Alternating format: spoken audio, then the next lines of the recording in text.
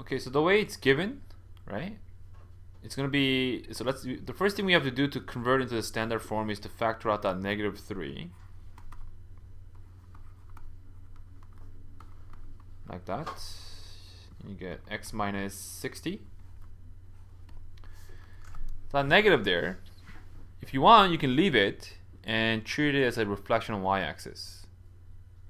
Okay, but I find that, you know, so if you sometimes treat it as a reflection on y-axis, sometimes you treat it as a reflection on x-axis, it gets confusing. You're more prone to making mistakes. So we know how to pull this out. So let's pull it out. That's equal to this, right?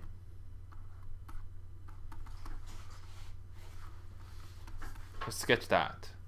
So we can always pull it out. Not always. Cosine you cannot. So Sine and tangent. Okay. So it's a reflection on x-axis.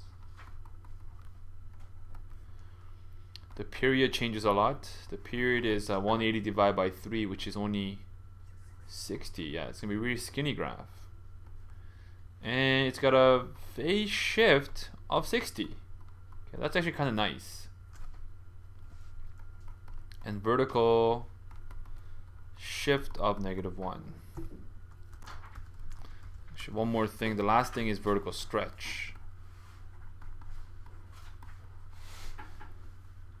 By factor of 2.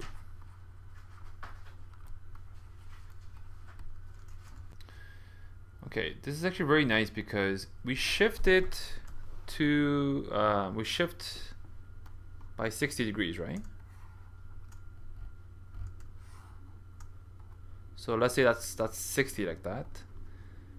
Okay, that means we begin where? Since the period is 60, half of each, right? 30 both ways from that new center. So it's going to be at 30 and 90. That's kind of nice. Right? We didn't have to do heavy calculations.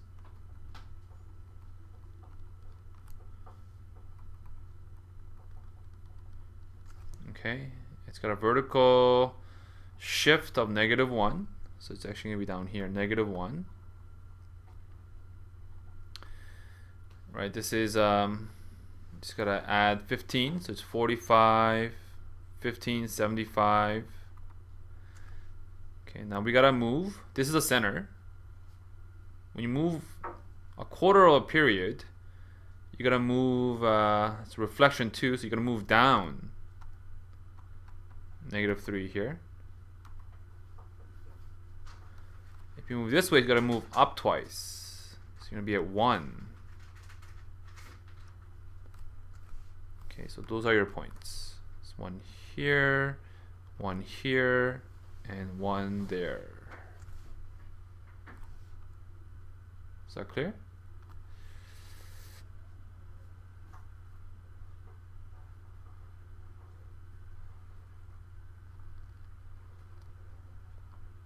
Okay, like that. That's what it's gonna look like.